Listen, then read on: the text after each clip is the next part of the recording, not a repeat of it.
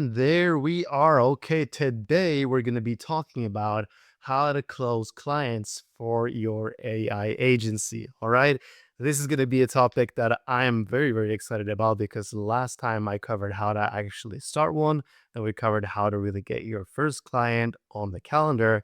And now we're going to be talking about how to finally close that client because getting clients show up on the call, whatever, is one thing, but actually closing them is something completely different. And this is probably one of the areas where most people tend to struggle. So, in this video, I'm going to cover exactly how to get your first client closed step by step. And that's really just coming down to having the conversation with the client. I see a lot of people go wrong in this specific area, and that's probably why you're losing most of your deals. And that's pretty much a bummer because imagine if you could just close one or two more out of those clients that you're having conversations with, you would have made an extra five or $10,000 just if you close like two more people every single month. Like just picture that. If your service is like 5K and you're missing out on just two closes you actually could have gotten, you're just losing $10,000 right there. So let's pretty much break it down. I do have some notes written out on my computer, but I will cover them pretty much just free flowingly like I usually do because this is a topic that I know a lot about, especially going from being a high ticket closer and transitioning into running my own AI agency. So, as a little bit of a former sales rep, I can give you some advice when it comes to closing clients over the booked meeting, right?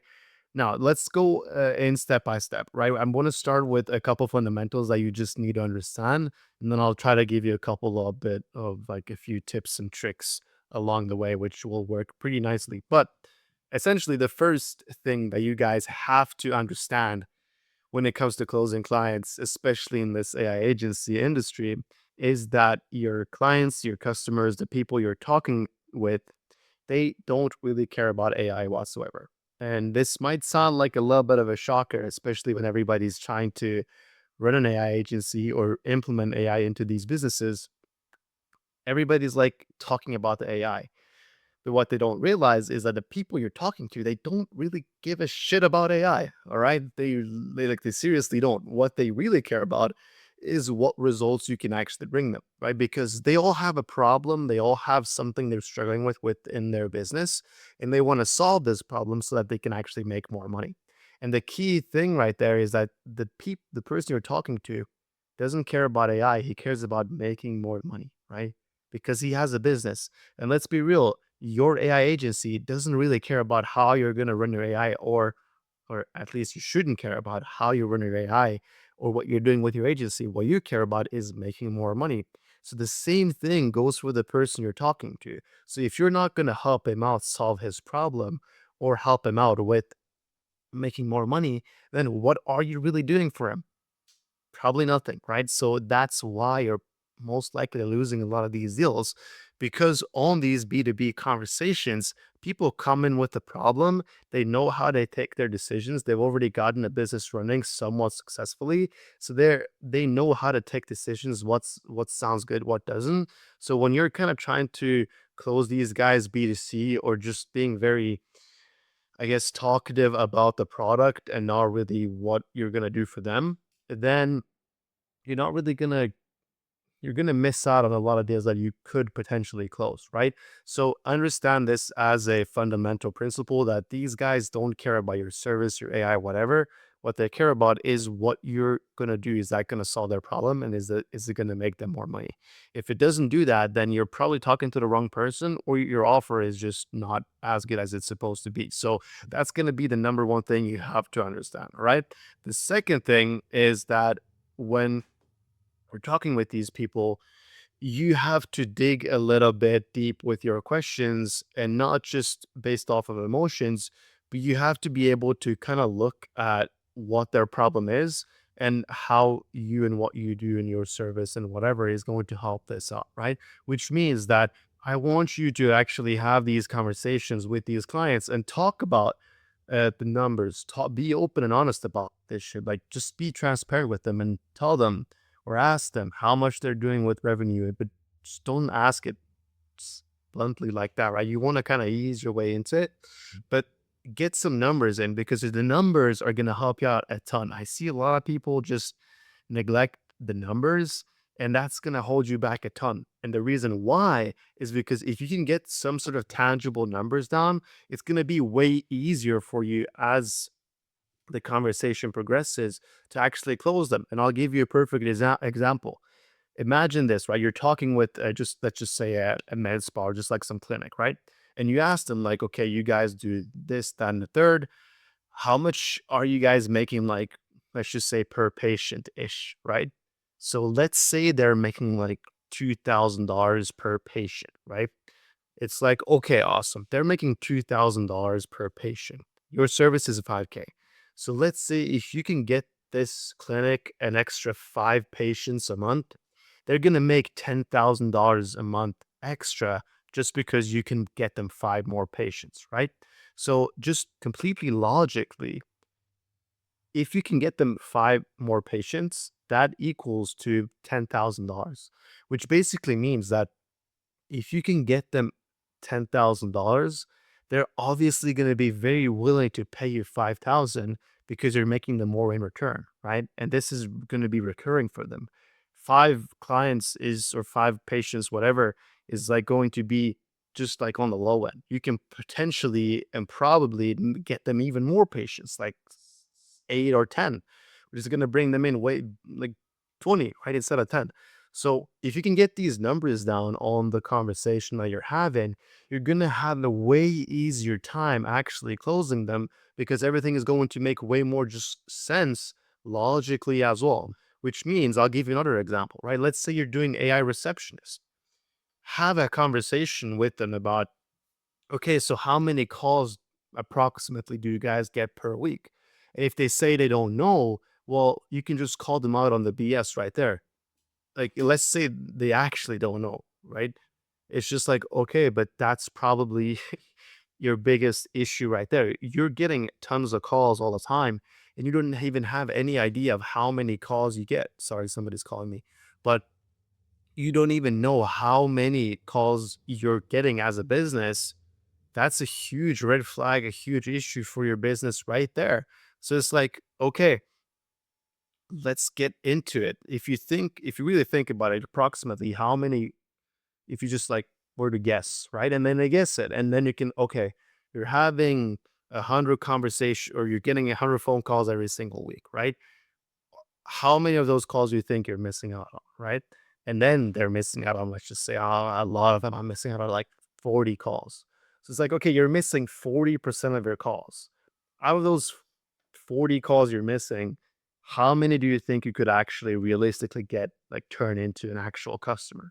And let's just say they say, could probably 10 of them, right? So it's like, okay, 1/4 of all your conversations could have actually been customers, which again means you're missing out on $20,000. You see kind of where I'm going with this? So when you get the numbers on these conversations, it's just going to be way, way easier for you to close them because it's not just going to make sense logically, but they're going to feel that pain of losing the amount of money because they're not physically like seeing the numbers on the screen being like minus $20,000. But when you tell them that if you're losing that one patient is 2,000 and you're losing 10 of them, you're basically losing $20,000. When they kind of picture this instead of like because they don't have it on their screen. So when they picture this in their mind, they're like, holy shit, we have to pay this guy $5,000 because otherwise we're just going to keep losing 20,000. And that's where you can objection handle in the end as well, being like, okay, they say, oh, 5,000 is way too expensive. Just ask them, like, dude, what's really more expensive? Is it paying me $5,000 and potentially changing your whole business? Or is it losing $20,000 or $2,000 on every single patient that you're losing out on? What's really more expensive, right? When they have to be able to kind of see this and picture this in their mind. Otherwise, you're not going to get anywhere with the conversation, right? That's kind of what I was talking about with they have to be able to picture this in their mind. Otherwise, the numbers don't really matter too much, right? So, third thing is I also see people kind of trying to pitch a lot, right? So when you're having these conversations, let's say you're getting to the pain points, you're getting the numbers in, you're kind of doing all this, and then you're just kind of trying to pitch your service, right? Instead of pitching your service, you never really want to pitch your service. You want to make sure you have a whole conversation, and you're only going to quote unquote pitch when you really feel like the customer has said everything they have to say, and your pitch is basically just the cherry on top. Which means that for now, when you're pitching, you don't want to be quote unquote pitching. What you want is to be able to kind of come with your service, not as a pitch, but as a solution to the problem that they're facing, which you kind of discussed during the conversation, right? So it's just going to be the main thing that is going to change their whole business, right? Again, let's just use the same example with they're losing out 40% of the calls. So when you're pitching, you can just like, instead of going really into the pitch, just tell them like, okay, based on everything we talked about, I think honestly what we do would really help you guys out. And if it's cool with you, I can kind of just walk you through how we would even be able to do this for you, just so you can see if it even makes sense in the first place. And they're just gonna be like, yeah, for sure. Right? It doesn't really sound like a pitch. It's like, okay, here's what we do, this XYZ. You're just gonna be like, well, you guys are losing 40% of the calls, which is basically $20,000 every single month. So what we do, we would just like install an AI appointment setter, AI system into your business, XYZ, right? Which would just like pick up all those 40% of missed calls automatically, which means you wouldn't even have to do any of the calls. You could literally just focus on doing the patient work, and the AI would pretty much do the whole backend system, right?